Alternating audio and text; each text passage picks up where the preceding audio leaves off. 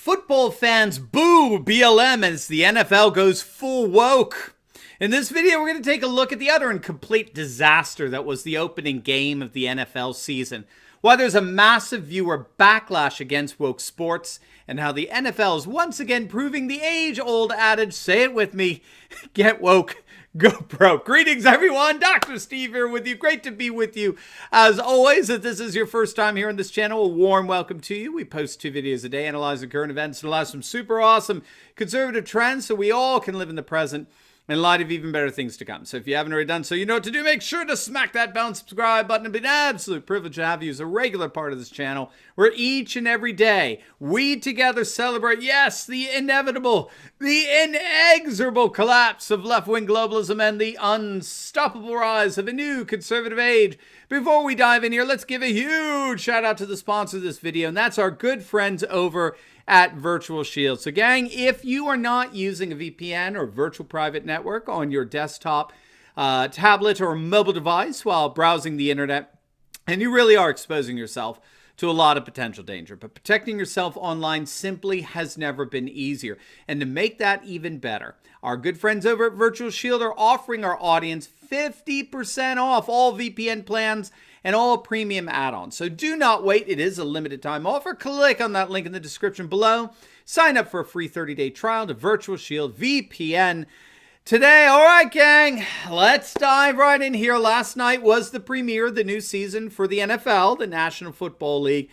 And we all knew they were going to go woke, but I don't think anyone was prepared for just how cringeworthy the wokeness would be.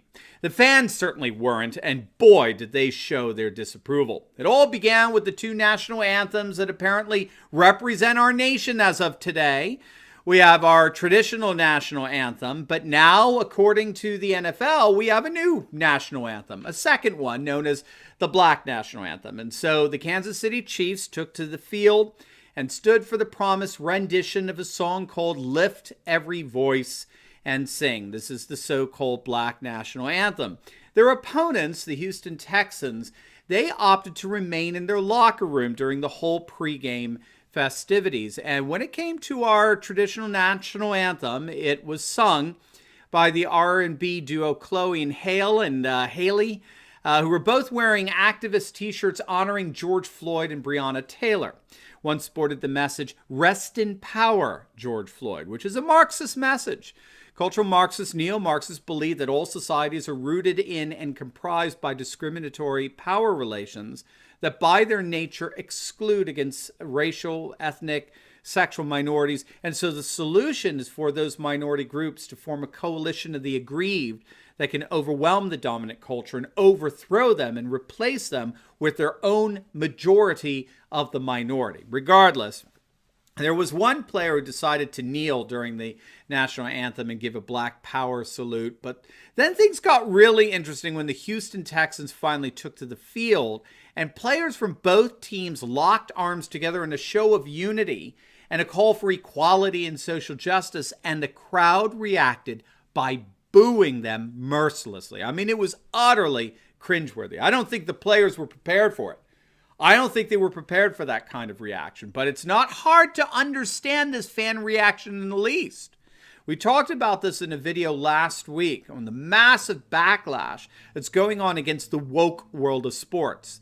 The polling on this issue could not be clearer, and it could not be more overwhelming in terms of a backlash against all this wokeness in professional sports or in anything else in general.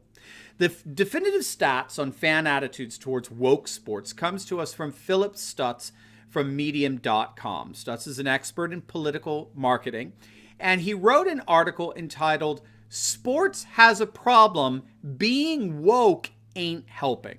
And in it, he details the findings of some stunning data on sports fans' sentiments towards this new revival of wokeness that has swamped professional sports. Listen to what he writes. Quote, "Since March, my company has partnered with the largest data collection analytics and AI company in America to understand how the economy has shifted due to the coronavirus shutdown and subsequent Black Lives Matter protests and riots. Our 6 national consumer data insights reports have currently analyzed 225,000 253 consumer surveys. Match it up to 200 million plus Americans in our database, 550 million connected devices, and tracking 10 billion daily online decisions. It is the most extensive data research conducted in America to this point. I did not originally intend to be reporting on sports data, but the patterns became clear. And it's important to know what's happening, what's not being reported by the woke sports media, and how it will affect all sports. So that's the setup here. Pretty impressive stuff. What we're about to learn regarding how Americans are all reacting to all this wokeness in professional sports is the result of the most extensive data research ever conducted in America, period. And so what did they find? Quote, the data clearly shows that 87 and 92% of Americans do not want corporations and athletes preaching woke politics. You aren't crazy for wanting to watch games and be distracted in these weird times, instead of being told how bad a person you are for not agreeing with a woke reporter or athlete's opinion. Close quote. Wow. 87 to 92% of Americans, in the most extensive survey yet, want nothing to do with woke sports, period. It just doesn't get more devastating than that. He goes on to point out, how else can you explain the PGA, right, the Pro Golfers Association, which is unique in that it has thus far refrained from promoting any political agenda being expressed by its league or its players? How else do you explain that a non-political golf association is actually outrating the NBA, NHL, and Major League Baseball? Has that ever happened before? How the heck does Roger Goodell, the king of woke commissioners, himself explain that? Now, of course, he can't. He can't without acknowledging that his deliberate promotion of left-wing social justice is actively destroying professional sports. But it doesn't seem to matter. Roger Goodell, who is the NFL commissioner, he made it absolutely clear leading up to the first game of the season that he had every intention of baptizing the NFL with the waters of wokeness. Goodell is a rabid leftist. He's an avowed social justice warrior, and he has dedicated his life, apparently, to destroying professional football. And if last night was any indicator, he is well on his way to accomplishing that mission. I unfortunately sat through much of the game last night, and in the pregame show, I mean, the wokeness was on full display. I think if I were playing a drinking game, where I would take a shot after every time one of the commentators used the term social justice or equality or equity or racism, I would have been smashed before kickoff. I mean, forget smash. I think I would have been in an alcohol-induced coma by kickoff. I had to turn it off. It was so bad. I mean, it was so obviously over the top. And it was so obviously awkward for the commentators to talk about. These are sportscasters, people.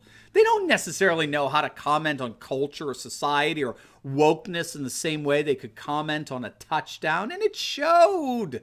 It was forced. It was artificial. It was unconvincing. It reminded me of the old Soviet Union days when they would all have a vote. You know, the Politburo would have their vote and it would be 100% to 0 in favor of whatever, right?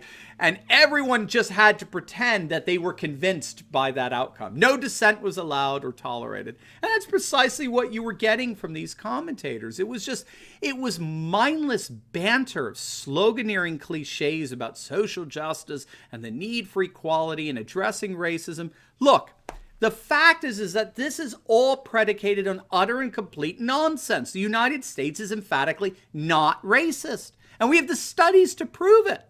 But before we get into that, we, of course, are in an election year. And of all of our presidential elections, few were as stunning as the election of Donald Trump 4 years ago. But how could so many of our elites, from the mainstream media to political pundits, how could so many have been so wrong in 2016 and still not get it in 2020? Well, that's what I cover in my book, President Trump and Our Post-Secular Future. In its pages, you're going to discover precisely what our political class missed and what they continue to miss, and that's the election of Donald Trump was nothing less than a symbol of the end of secular globalism as our dominant political paradigm. And so throughout this book, you're going to discover the various ways in which Trump's nationalist populism is redefining our politics for the foreseeable future. And to make it even better, right, for a limited time, you can get my book, President Trump and Our Post-Secular Future, absolutely free as an ebook download by clicking on the link in the pinned comment section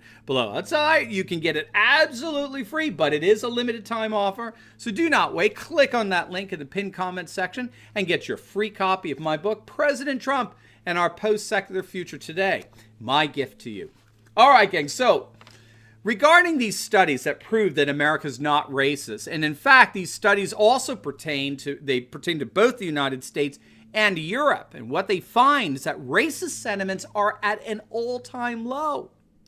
Now, I would recommend for everyone's reading a book by British scholars Roger Eatwell and Matthew Goodwin. It's entitled National Populism, where they document how blatant racism has been on the decline in most Western nations for decades. So, for example, when asked questions like, would you feel comfortable if one of your relatives married someone of a different ethnic group? Or would you work for someone who's a different ethnicity? Or would you be comfortable living next to a family of a different ethnicity, right? These are all what we would call classic markers of traditional racism. And what we find is that across much of the West, the number of people who would feel uncomfortable has plummeted.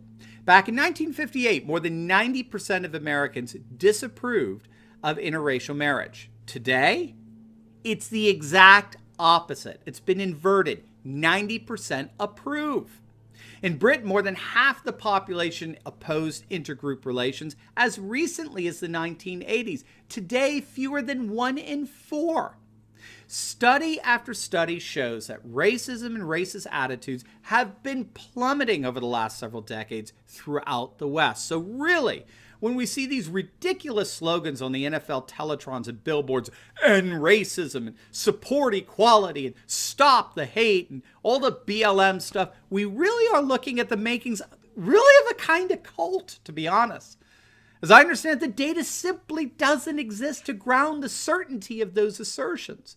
The certainty, the unquestionableness of the racial accusations are completely disproportionate to the flimsiness of the evidence. And by the way, that observation is coming from the likes of Thomas Sowell of Stanford University, Walter Williams of James Madison University, Carol Swain at Princeton and Vanderbilt University, all black, all African-American scholars, all tenured professors, none of whom buy this. They don't buy a millisecond of what you would have seen on the NFL last night. Not a whit.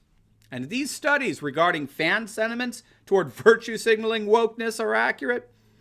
The NFL has sealed its fate for the upcoming season. Fans are going to rebel like never before. They don't buy it either. And the NFL will once again prove the age-old adage, say it with me, get woke, go broke. Now, before you go, make sure to like this video, comment down below, and subscribe to my channel. It'd be great to have you as a regular part of the channel.